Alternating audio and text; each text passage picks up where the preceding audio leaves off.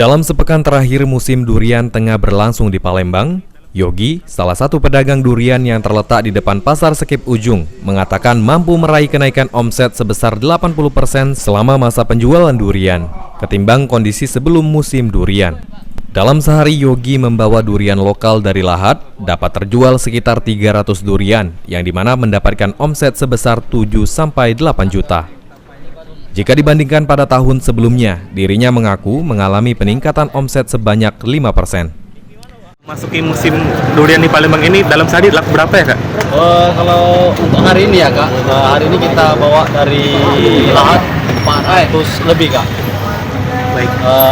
Sekarang mungkin ini sisanya, Kak. Sekitar 300-an lah udah laku. Untuk omsetnya sendiri berapa persen naiknya, Kak? 80%, Kak. Itu dibandingkan dengan tahun sebelumnya ya, Kak? Iya, Kak, benar, Kak.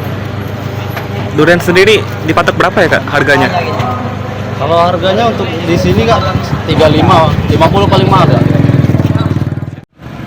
Harga durian sendiri yang ditawarkan beragam, mulai dari Rp15.000 sampai Rp50.000, tergantung besar kecilnya bentuk durian.